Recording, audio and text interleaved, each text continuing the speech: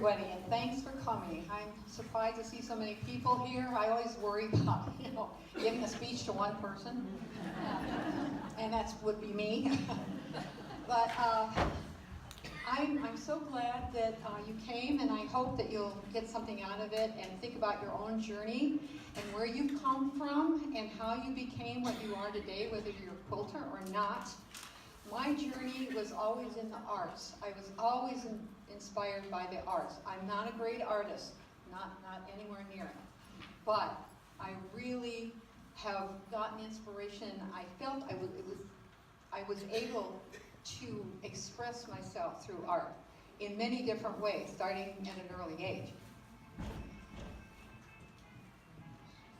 Well, I was born poor, and we lived above my grandparents in this modest house in Waukegan, Illinois, which is right on Lake Michigan and about 40 or 50 miles north of Chicago. My grandfather was a fisherman. My grandmother was a music teacher, a piano teacher, and a church organist. Here's the motley crew. My great-grandfather, my grandfather is second from the right, and they look really grungy, and they were. I mean, if you're working with fish all day, what are you going to do? But they were the nicest people in the world. My grandmother was a lady, and she had these marvelous books of photographs that she would take me through whenever I wanted to. She also taught piano downstairs. We were living upstairs, every day from about 9 to 4. So I heard all those lessons, all those days. My dad was a store manager. Cute, isn't he? He's a handsome devil. Yeah. Here he is in one of his many newspaper articles. And my mother was the 8th child of Danish immigrants. She had one dress, and that was handed down by her sister. But as long as we had a piano in the house and love, we were good. My parents were very theatrical. They were in plays. They sang all over the place. They were so much fun. They were very witty. And I always thought when I was growing up that my friends came over to see me. But I realized that they probably came to see my parents because they were just so much fun. And they still were when they got older. When my dad and mother were young, that's my dad in the middle, of course, and my mother's to the right, his sister to the left, they sang in a trio, and they sang around town. They sang at the events and church dinners and wherever they could. My mother was in a trio, and she sang on, she sang on the radio. They sang on the radio. They even had their own arranger. And here I am listening to these piano lessons all day long. And whenever a student played a wrong note, I'd go, no! My mom learned to play the piano by fitting her fingers in a player piano. And she did take lessons, so she could read music, but she was just a natural. She was the only one in her family who was musical. And keep that thought for later. But she could arrange music, she could write music, she played anything by ear as well. And she was always fun and wanted to do it. My dad was a virtuoso violinist. He was really good, even though he really hated playing the violin and gave it up later. His sister had a beautiful soprano voice. I loved listening to her. And my mother played and taught me songs, so I got into the act as well. Well, the war intervened. Yes, I'm that old. And my dad was drafted. He's under the arrow in 1944. So he went to Great Lakes Naval Training Station, and I had to go to the Great Lakes Nursery School because my mother worked on base. Here is a birthday party that I am the second from the left on the bottom. But look at, those children don't look very happy, do they, for a birthday party? They look kind of, Well, keep that thought. At home, my mother would give me paper and pencil and crayons, and I would sit for a long, long time and draw. And here I am at 2. Here are my first efforts, and they are little houses. And I've always been crazy about architecture. I've been obsessed with it. And so I started early. My mother took my drawings, she kept them, and she put them in this little snapshot book. And when I was an adult, I looked through just for fun, to see them. And I started thinking, wait, what's going on here? Well, look, here's one I drew at about 3. And look at the eyes on those people. There's a party going on, but look at those eyes. They're kind of looking sideways. What are they looking at? Well, look at this one. She's all got black all over her. There's still a party, but she's worried about something. She's bending over and looking. Well, then it hit me. I remembered the nursery school, and the teachers there were very abusive, and they were very mean to all of us. And I didn't know how to tell my mother. I just didn't tell. Little kids don't do that. So I drew it instead. And that was my first example of using art to express myself. Well, we moved. The war ended, my dad came home, and he was transferred to Jamestown, New York, which, was the eternal blizzard place. Dug out of our house one day. But I was very sick. I was sick all the time in Jamestown. And I was kind of on my deathbed in the hospital. And I remember the angels came, and they were in a long line, and they were walking by my bed, and some would nod when they passed, and some would shake their heads, no. And somehow, at that age even, I realized that they were opining as to whether I was going to live or not. Well, I did. Here I am. I also drew this picture, and it has to be of me in bed crying because I'm so sick, and the angel is right next to me, and that helped me remember that whole incident. But there were also good times too. My mother got herself a trio. They were so social. They just got in with everybody. And here's my 5-year-old rendition of my mom's trio. They're singing away and having a good time. Well, we moved again. After a year, we moved to Onalaska, Wisconsin, which is the most gorgeous place I have ever been.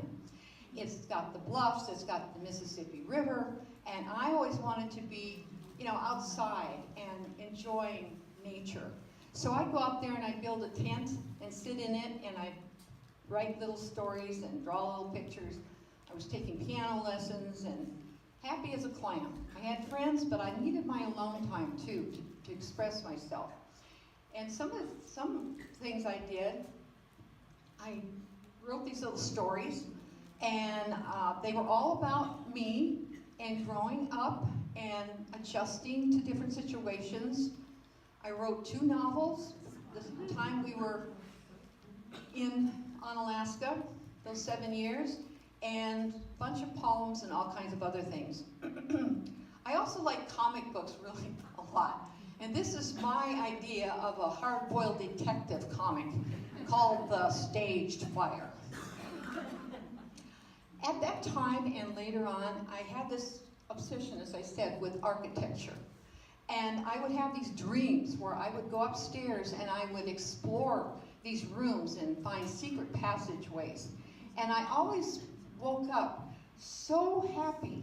It was just wonderful. I don't know it's because we moved so many times that there are all these houses, but they were never our house. It was just always fun.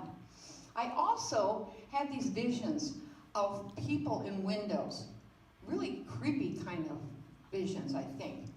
But I later realized I must have seen these old people looking out their windows when we walked to school. And the poor things didn't have anything better to do, I think, than just see who was walking by. My dad managed Brooks' store in La Crosse, and I would go and have lunch with him sometimes. and he would buy me paper dolls. Fun. And I would go upstairs to the store, and I would cut them out all afternoon. Well, I had to make my own paper doll. So this is Mitzi, the office girl, with thunder thighs and an impossible waist. I would draw, wow. I would draw her clothes, and then I'd cut them out, color and cut them out, and then I'd paste them. So they look like a paper doll book. And I had that, I still have it to this day, of course. Well, everything was going great in my life. I was very happy. Who could not be happy with parents like mine? But there was something missing. And that was something I decided to remedy. So spoiled brat that I was, I marched up to my parents and I said, Mom, Dad, you either have to get me a dog or a baby. And indulgent the way they were, since I knew my mother would never have an animal in the house. About a year later, here comes my little sister, Babette. And she was a porcelain doll. She was just so gorgeous that I cried when I saw her for the first time. Oh, I have a little member of my family I can play with. And so I did. I was so very happy until I realized all the attention was going to my sister and not to me. But still, we had some good times. And she was very cute. And from an early age, she showed development in the arts. And as she grew, her likes and my likes meshed. And we've enjoyed the same things in art our whole lives. I got to go to see my grandmother in Waukegan one summer, all summer. So I went on the train, and it was a great summer because I first started my journal. I started journal writing then. I was 11. And my grandmother taught me how to harmonize in music, how to write music down, how to do chord progressions. And here I started writing and did I did that later. I can't lie about that. That was something I did later, but I was writing music and just making up music and drawing and everything that whole summer. It was a wonderful summer. Well, I got back to Onalaska, and there were some professors, music professors from La Crosse State Teachers College who came to our 6th grade class and gave us a listening test of 100 questions. And this really excited man called my dad the next week and said, Mr. Gamache, you've got to get her into more music. You have to. She's a musical genius. My dad says, wait, whoa. What do you mean? Well, she scored 98 on the test, and no adult has ever scored more than 50 on that test. He said, well, yeah, of course she'd do well on a music test. We have music in this house all the time. That's all she ever hears, all she ever does. Doesn't mean she's a genius. Well, thanks, Dad. So he said to me, well, you want to take another instrument? I said, well, sure. So he got me a clarinet. And I got to be in the Onalaska High School band in 7th grade. However, I soon realized the band was so bad, you couldn't even recognize what they were playing. Well, all good things must come to an end, and we had to move again. My parents were kind of gypsy-ish, but they adjusted really well no matter where we went. I, not so much. So we went to Sheldon, Iowa, and an idyllic little town. I mean, beautiful little town. We got a house that was right across from the high school, and my parents were right out there joining the theater groups and the bridge clubs and all that kind of stuff. And I was a little bit shy because I was 13 and a little bit awkward. So I would stay inside, and I would express myself through writing and drawing and music, and I did a lot of kind of serious things there right at first. But then I couldn't resist. The kids were really nice there. So, but this guy wasn't. It's the only person I think my parents never liked. And he happened to be my dad's boss. So, and his wife was even worse. So, But we got along, and this is a photo of the first day of high school. I'm the tall one on the left there, and we just had a really nice group of gals. It was fun. Every day was fun. I had my own trio. I wrote some of the music, and I arranged it, and we had a wonderful time singing different groups in town. You know, music was really big in the Midwest in those days. I mean, bands and, you know, and singing groups and all kinds of things. And so we were right in there with it. And I also wrote a musical comedy that year when I was 15. And fool that I was, I thought I was going to be the next Oscar and Hammerstein. I thought I was going straight to Broadway after high school. Because, I mean, I was writing music and all that. What I didn't realize is that in those days, women did not have the kind of opportunity that they do today. And so there was no way that that was going to happen for me. But I dreamed on. We also had a place called Teamville, and this is a jam party where we all brought our instruments, we played, and that's my friend and I playing boogie woogie on the piano. No teenagers, no adults were allowed there. So, and we behaved. What about that? There was also art class, and our art class, a bunch of us went to Iowa State University I thought it was an exhibit. Actually, it was a contest. And here's a judge looking at my stuff and asking me questions. And we got back to school, and my teacher told me that they wanted to give me a 4-year art scholarship to Iowa State University. But since I was only 15, I should bring back my works next year and make sure that I was ready for such a commitment, because it would be a commitment. Well, I was over the moon. Forget Broadway. Here comes art school. So, but then again, we had to move. So move we did when I was 15. We moved to Scottsdale, Arizona. Woohoo! I thought it was on the moon. It was so brown. Oh, wow. But you know what? It was a good thing we moved. Because the next winter, the Sheldon store burned down and took the next store with it. And the really good thing was my dad didn't die in the fire. The really bad thing was that because the store was gone, his boss and wife moved to Scottsdale the next year and bought a house next to my mother's best friend. Oh, how terrible. Well, my dad decided he was going to open his own shop. And he went to his Uncle Bill's in Chicago and learned how to monogram. And he was just a natural. He was already a lettering artist, so he learned to monogram. Here they are in their back room of their shop. And you'd be amazed at this, those of you who do thread painting and free motion and all that, because all the monograms were done free motion, all of them. There's the tracing paper. He perforated it and then stamped it on the back of the cashmere and then monogrammed it free form. And the neat thing about it is that the bobbin raised the threads, so there was a sculptured look. You've never seen that. They're all flat. But my dad's were all sculptured in 3D.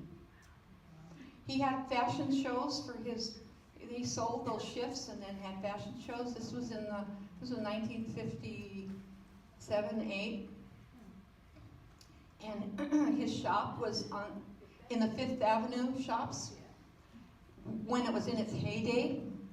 But he was back in an alcove, and nobody could really see them, the shop. It was so tiny. So these merchants came one day to talk to my dad and they said, you know, we think you're just heck of a nice people. Too bad your business is going to fail. Well, when I heard that, I almost came unglued. I mean, I wanted my parents to do well. Of course I did. But it didn't bother them at all. They just thought, well, you know, we'll just keep at it. And so they found a shop that was on the street the next couple of years. And they were able to, through their kindness and their good work and their good product and word of mouth, they never advertised, they were able to build up their business. Here's some of his, he drew these with India ink and a pen. You can do them on the computer now, but not then. He also thread painted. He called this work, playing at work. When he gets sick of monograms, he'd start drawing things. And he would draw these on fabric or on a pattern himself, and then he would outline them and fill them in. Free motion. He did a lot of these. He didn't sell them. He gave them to us. So we got them. And then, you know how when you start your quilting, you want to kind of work on a piece of fabric before you start in on your quilt? Well, he would do that too. And he filled up, I don't know how many of these pieces of fabric with all his goofy squiggles and everything. We thought they were neat. My sister, here she is in my room with a seashell. I painted that mural on my wall because, after all, where was the water I was used to? It was not here. I was also in the band. This time it was a great band. It was Scottsdale High School band, and we were really good, and we had spiffy outfits too. I also I sketched with pen and ink. And one day I was sitting in the shop waiting in the back room for a ride home, and my dad was monogramming, and I sketched him. And the next year I won a Scholastic Art Award and was a finalist to go to New York, and I got this nice gold key too. Well, I had to do something. It was time to graduate. And I did have a scholarship. So, but I wanted art and I wanted music. I really wanted that to be my major, but I knew that you really couldn't support yourself on that sort of thing. Remember, in those days, you could be a teacher, a woman could be a teacher, a secretary, or a nurse. That's right. And I was certainly not going to be a nurse. And I couldn't type worth a darn, so I entered this College of English and as an education major. Well, I decided to help my parents out a little bit, so I went and worked for my meals in the cafeteria. And one day, this athlete came through, and with flaming bright red hair, and I said, "Would you like some carrots?" And he looked at me and said, "Do I look like a rabbit?" And walked on. And I thought, you know what? That guy's rude. So here he was. He was a javelin thrower for ASU. And you know, we started eyeing each other on campus, kind of eyeballing, saying hello here and there. And pretty soon we were kind of an item. And he really was a pretty nice guy. Well, my sister, in all her wit, I think she was about 8 years old, she found a cartoon of BC. And she colored the hair red and stuck it on the bathroom door so I'd be sure to find it. Oh, she was something else. She had the greatest sense of humor, and she still does. Well, here we are at the Daisy Ring Formal at ASU announcing our engagement, and there we are married. And the awful thing about it was, though, that he had joined the Marines because he was pretty sure he was going to get drafted. So he wanted to go into the officers training program, and he did. So I was alone right after our marriage, and he ended up in Vietnam anyway. But let's fast forward, shall we? I imagine you're thinking, well, so how did she get into quilting?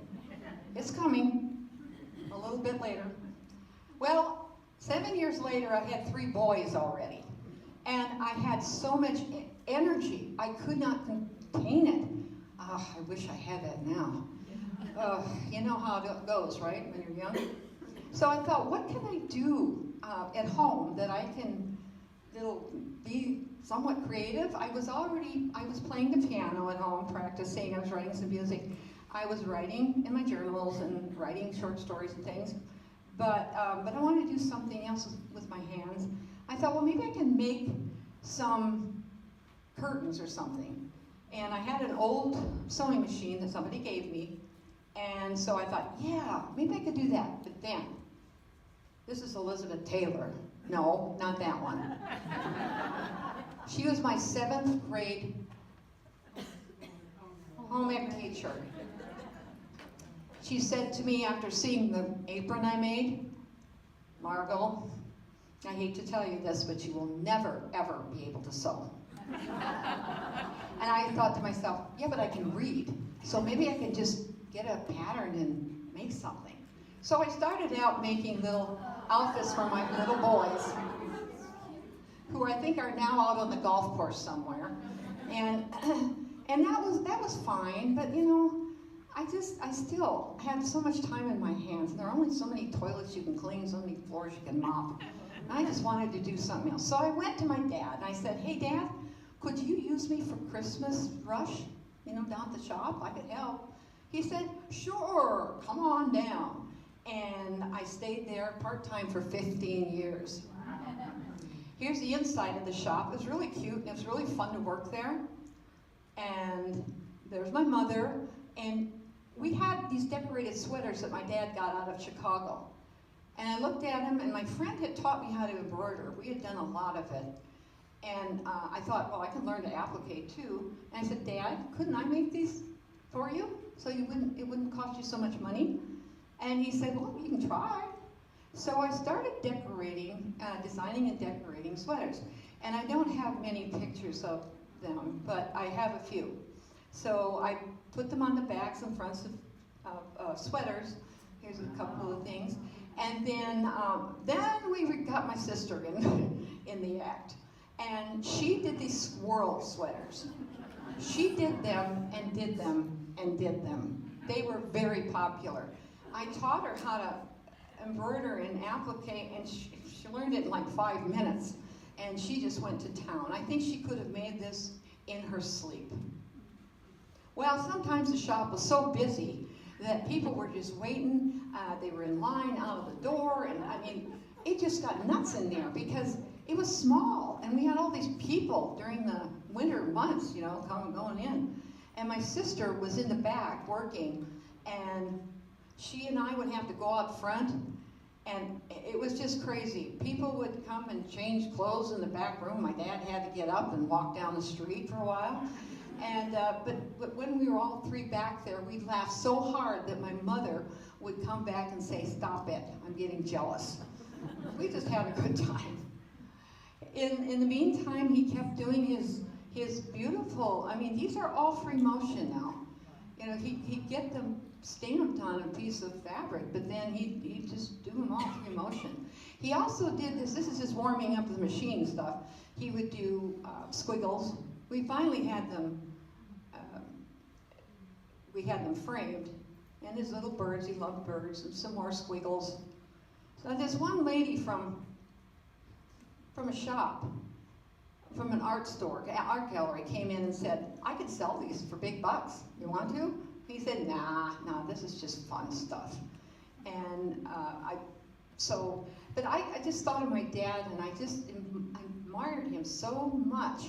And I thought, you know what? I could never, ever do this on a machine. I could never do anything like this, ever.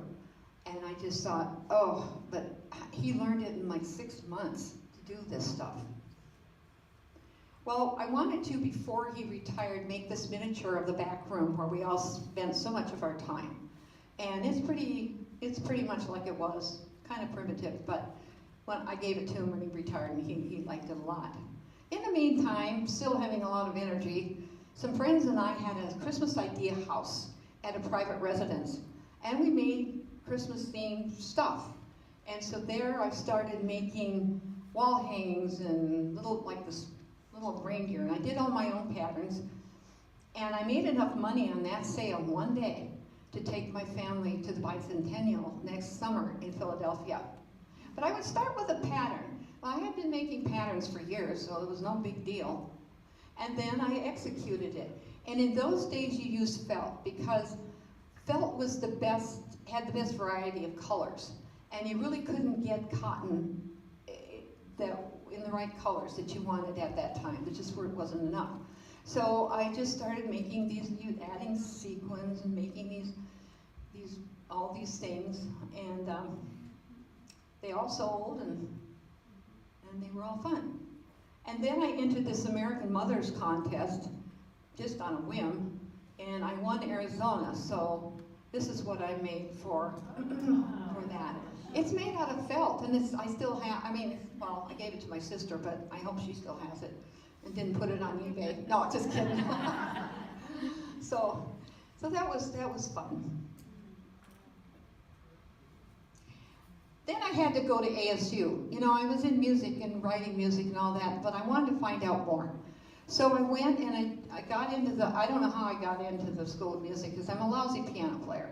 But I practiced a lot and got in, and then wrote a lot of music. And here's a recital that one of my works was premiered in. And there you can see my sister, Babette Wood, there, but that's not her way she spells her name. But she was my singer in my group. So that was a wonderful time. I really enjoyed that. And here's a page out of that composition. Well, then I had to write a book, you know. I'm telling you, the arts are a great way to express yourself. And I'd had an experience with a young guy who was a friend of my kids. And I felt so sorry for him, and so I decided I would write a book that sort of loosely, you know, was about that. And it was taken by the first publisher, you know, who I sent it to, which is kind of rare and weird.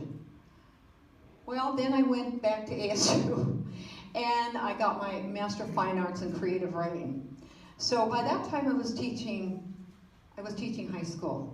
And I had taught at ASU to TA. I had been a TA there. And I really liked teaching. And I was able to plan the humanities program that we started there. And I taught the art and the literature. And I got to go to New York. And I turned the corner in MoMA, and I saw this painting, which is my favorite painting of all time, Les Demoiselles d'Avignon. And it's a very large painting, and I burst into tears, and I just sat there and looked at it for an hour, looked at every little stroke, everything. And then I went around and saw some of the other things I had taught. I also won the Teacher of the Year by the Phoenix Suns. I have no idea why. I honestly don't. But I got a plane trip out of it, so that was really good. By America West Airlines. Well, guess what? I'm ready to get into quilting. Are you? You know, I had a daughter by then, and my boys were just really easy. But my daughter was a sourpuss, and she really didn't like me all that much. So I thought, what can I do to prove that I love her? Well, what better way than what? Well, make her a quilt. Did I know how to make a quilt? Absolutely not. Did I know about 1/4 inch seams? No. Borders? No. Backing? No. Binding? No. Cornerstones? No. But I could make patterns, and I made cardboard patterns, and I could use a machine, so I figured, okay, I'm just going to do it. So here I am, hand basting, and it's got photos of my daughter from the time she was born to her current age. And I also put in some little squares of fabric that I had used to make her some clothes when she was little. And it went pretty well. I didn't even have a walking foot, but I quilted it myself. And here it is. And look at her. She's holding it up. She loves it, right? No, she hated it. Because she still didn't like me at all. And I was kind of hurt. But, boy, in the process, I thought, hey, this was fun. I want to do some more. But I was a full-time teacher. So I started in making miniature quilts. Some I hand appliqué, some I hand embroidered. Here's a little clamshell that I hand did. And here's something that I hand embroidered. Here's my grandson Riley. I love photos, remember, from before. So I wanted to use more photos in quilts. And of course I had to make a schoolhouse quilt because I was a teacher. Here is a scrapbook, a page of a photo like my grandmother had at her house. And I appliqued the borders and hand embroidered the names, the little names on on the things. And this was my faculty meeting quilt. I made it, I sat right in the front row. They knew what I was doing, but they were so dreary that I had to do something. So this is my faculty meeting quilt. This is a yard sale quilt, all fabrics from a yard sales I went to. And this went to my sister. And her husband, who was a missionary in Africa, here he is sucking his thumb under his blanket, got this one from me, and all African fabrics. Then I had to go and do some more with photos. So I went to SCC. They have a marvelous art program there, and a great Photoshop and Illustrator and InDesign program. So I just manipulated photos. I took the one on the right and I corrected it and then colorized it. And I did several of these. It shows you what I did. And then I wrote another book. My husband said, "What are you doing now?" And I said, "Oh, I'm just writing." So I finished this book. I got myself an agent, and then after lots of different rewrites, writing is tough, she sold it to Delacorte. And it was nominated for an Edgar Award, which is a mystery award. And I got to go to New York City and meet all the great mystery writers. Wasn't that great? And I didn't win, I didn't care. This was just wonderful being there. I started making more quilts, and this Miniature Quilt magazine was a wonderful little quilt magazine, and they had a contest every year, Miniatures from the Heart. So I got my first one in there. This is my own paper piece pattern, and then this next one, it's paper pieced in the middle and has broderie purse on the outside. This one was. Here's my architecture coming in to play. And the people in the windows, right? So that one is paper pieced the buildings, and then I appliqued the trees over the top. And it's called The Lonely Ladies of Quilt Street. Because if they knew each one was a quilter, they wouldn't have been lonely anymore, right? No, it's fun to work with other quilters and talk quilt with quilters. And this little one was going to be published in Miniature Quilts magazine, but they folded. And we were all sorry to see it go. So I went on and I started using photos for some of them. This is the same photo run through all kinds of filters in Photoshop. And then I scanned the leaves in, real leaves, and printed them out on fabric and attached them loosely to the border. I heard somewhere that you could take an overhead and you could put an overhead film on and project an image on the wall, and then draw it, whatever the image was, on a piece of poster paper. So I thought, okay, I want to do a quilt from a photo, so I'm going to try it. The first photo I found was on eBay, 2x4-inch photo, and it was it needed a lot of work, so I took it in Photoshop and cleaned up some of the details. And then I made it into this quilt. It's hand appliqued, hand embroidered, and machine quilted. And I used some fabrics on the wrong side because you can make it mistier looking with that. A friend of mine says, doesn't matter if you pay just as much for the back side as you do for the front. So here is another photo I got off eBay, and it looks so misty. I thought, oh, that's fun. So I made this quilt, and I used fabric that already had some marks in it. So I just embroidered over those marks, and it seems to work really well. I always tell students when I teach a class, let the fabric work for you, and you can choose fabrics that are really great. I put a layer of bridal veil over the top of this one and quilted it. This is hand quilted, hand appliqued, and heavily, it's hand embroidered, heavily embroidered, using the fabrics that had the designs in them already. I just went around them. Here's a photo I took up in Jerome. Crazy house with that tree growing up through the top. And I thought, oh, I gotta do that. So now I'm still using the photo on the wall thing, and this is what happened as a result. Hand applique, hand embroidered, machine quilted. Now, when you use the method that, on the wall, you're going to get some distortion, especially when you're hand appliquing and hand embroidering. But I like that kind of thing. I like the distortion of it. It made things look older. I like old buildings and that sort of thing. So that was working. It just was taking so long. That's a problem. So in the meantime, somebody said to me, it's not creative to make a quilt out of a photo. You're just copying. And I kind of took exception to that. I didn't say anything. But I did see this film where Tim, a scientist who could not draw, decided he was going to replicate a Vermeer painting. Now, it's a 17th century painter who, was a master of light and perspective. He thought that they were doing something, so they got everything perfect. And he realized through manipulation that they had used mirrors back there to get their perspective correct.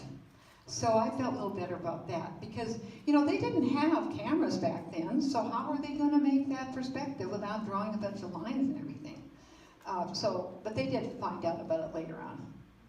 Here's an example of photorealism, where you put the photo on a canvas, you paint over it, and the reason they're great is because there's such a way of using light it's really helpful. And here's another one that's photorealistic. Well, I happened to see this quilt by Elizabeth Barton, who is a master quilter, and she was giving us a seminar in Asilomar. So I went to it. Well, she has the craziest way of making patterns. She just holds up the fabric and folds it and then puts it down on the background. Well, I couldn't understand that because here I was, making extensive patterns. But I thought, okay, I'll give it a try. Now remember, I'd done all these with extensive patterns already. So I was looking for another way. And I had this photo I took in Zurich, and I tried her way. And to me, this looks like Disneyland. I don't know, it just didn't work for me. So, but I tried it, and I thought, okay, I'm going to keep looking. I have every respect for Elizabeth Barton's work. Her distortion is just perfect. It's so artistic, but my distortion was distorted. So I came upon Lenore Crawford, and she is the queen of photorealistic quilts, and I went and took her class. And here is my photo I took in Florence, and here's my quilt. And that, oh yeah, that's what I want to do. That is it, that's it. Okay, I'm sold. So the next one I picked was this photo of Moody Beach, Maine, and it was not a professional photo, but it has wonderful composition, has all those great houses, right? And has kids, people. I had never done people. Reflections in the water, never had done it. And surf, which I'd never done. So I thought about it for a year.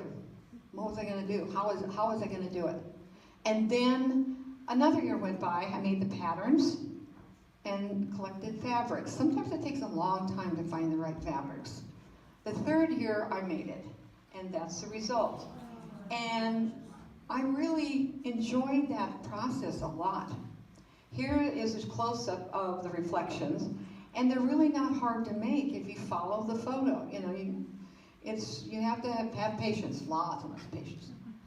Well, I worked with other quilters too. I'm a member of Mavericks, art quilt group in Tempe, and we did a scene, 13 of us did a scene from Mill Avenue, Tempe. We did that.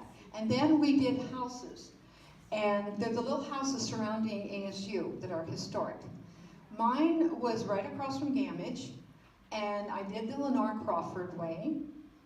And here's a close-up of the stitching and the embroidery. I went all out. It's a small quilt, so I figured I needed to do a lot on there. Here are some of the other houses made by other people, and they're done in different techniques, which is great because we're Mavericks, right? We do what we want to do.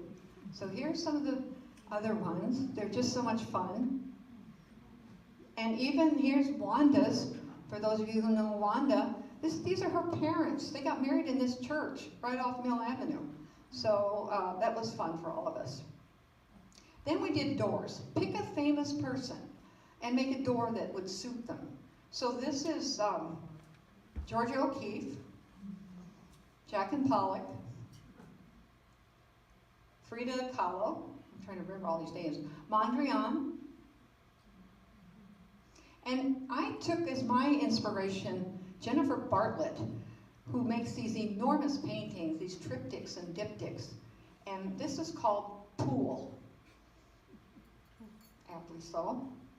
And this is mine, Door. And it came from a photo I took in Pacific Grove, California. I kind of like the dolly-ish top to it, you know? Looks like it's floating in water or something.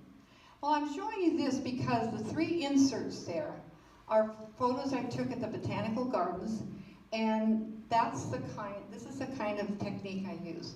So I'm going to show you how I do it. And here is the photo. It's an 8 by 10. Make sure you pick a photo that you really like, because you'll be working with it for a while. And then you get some fabrics. That's fun. Sometimes you have to go out and buy some. And then you take a piece of vinyl and you draw all the lines around and number them. So this is your master pattern. And yeah, for a little 8 by 10, who would have thought? Then you make another one. You put that master pattern underneath your muslin, which is your foundation for fusing. And you draw it again, number it. Then you make another one. Freezer paper pattern, because you have to have pattern pieces. And your master pattern is there in case you lose any of these pieces. Next, you put fusible on the back of your fabrics, and you put parchment under and over, or you'll be sorry. Right? Then you take an X-Acto knife, and you cut out your pieces. This allows the pieces of fabric to butt together real well with no overlap. So you have to be very precise about this and keep the different parts together. Here I've started to fuse this flower, and here it is half finished. Here it is finished except for the painting and the quilting. The photo, of course, is on top and mine is on the bottom. And here it is finished with all the painting. And you can paint in shadows and highlights. That's kind of nice for these kind of quilts. I make other quilts too. This is Louisa Smith's technique of strips and curves, which I probably will never do again. But I did it once, and I made my own pattern. It's a very big quilt. And I made this traditional quilt for my mother's best friend. And she was turning 100 at the time. She loved it. She's now turning 104. Well, she's still around. We love her. She's smart as a tack. And this is another folk quilt, hand embroidered, hand appliqued, and machine quilted. And of course, writers like to write about writing, and quilters can quilt about quilting, and on and on. Well, this is my quilt about writing. And there I am in the little inset, and there's a naughty word in there. But that's okay, because sometimes I say naughty words when the right words don't come to me. This is a quilt about creating, and it's imagination, perception, memory, and time. And that's what you go through when you try to create and express yourself. This is another door from Pacific Grove. It's 5 by 7, and I donated it to the Houston Quilt Show, the small silent auction. This here's a piece of architecture. This is a paper piece thing, and those crazy people there are my family. And there are all kinds of things all over the place. And I just had fun making it. I wasn't ever going to enter it, but I was just going to have fun doing it. And of course, everybody has to make a one-block wonder because you never know what they're going to look like until, you know, you put everything together. And this was in honor of my friend Joanna Barnes, who loves black and white fabrics with really wild fabrics. So I call it Joanna Barnes meets Freddie Moran. And this is a result of our 100, the National Park Service's 100th anniversary. Mavericks did a group of quilts, and I just did the Everglades because I wanted to make an alligator. This one's hanging out there in the hallway. This is called Murder at Midnight. It's a paint chip challenge. You can see the guy falling out the window. That's, you know. And then my sister and I were out for lunch one day, and she, with her craziness, reached in a bag and took out these masks and said, "Here, you want to wear one?" And so I thought, oh, I got to make this. Me and my husband took the picture, and I saw it, and I thought, I got to make a quilt here. So, that's that one. And I put birds in it and all kinds of flowers, and it's called Two Sisters Out to Lunch. And I'm not talking about food there.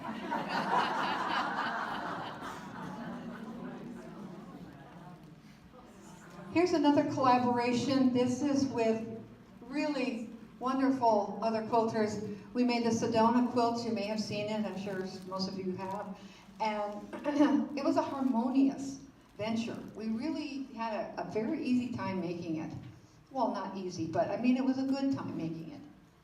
And then I was going down a Norway fjord, and I snapped this picture. And I thought, quilt.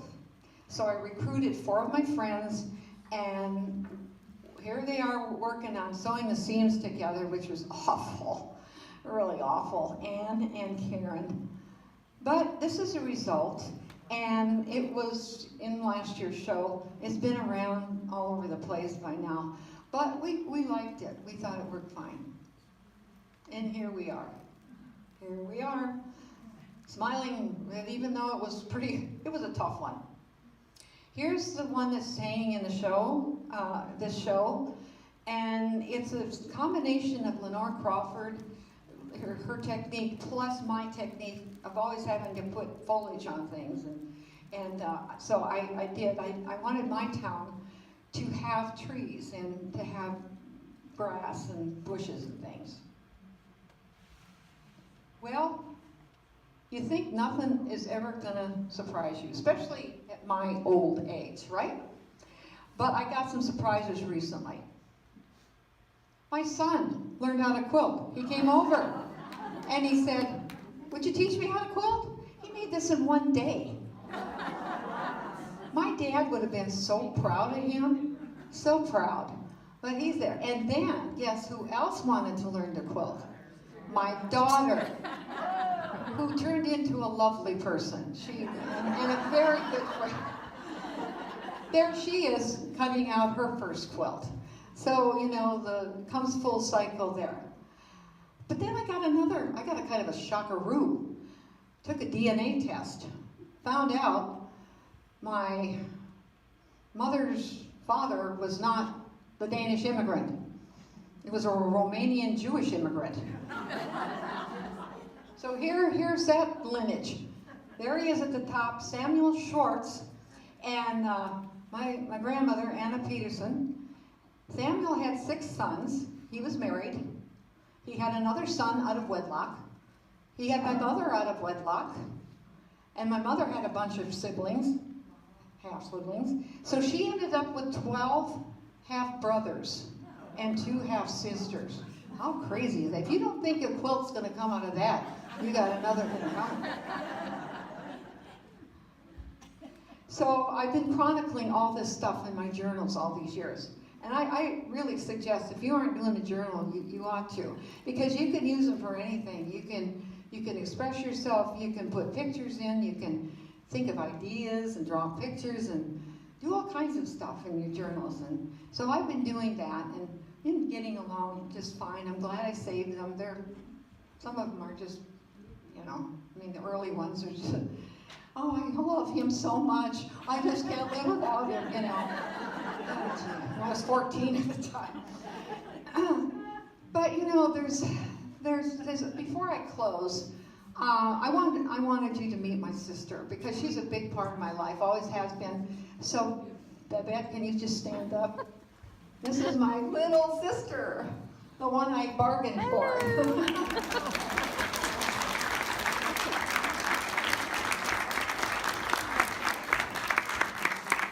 She is such an artist. She doesn't quilt, but she does just about everything else, and she is a magnificent artist.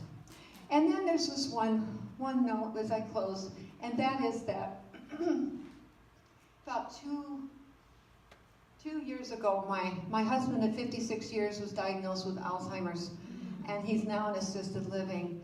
And I'm telling you, if I didn't have my friends, my family, my quilting friends, and all my ways of expressing myself that I've done throughout the years, I would be up a creek. But I am pretty happy, actually. I'm doing really well.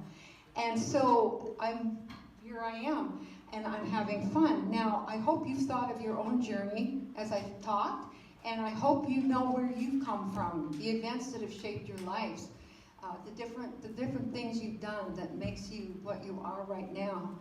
And I thank you for listening to all of this.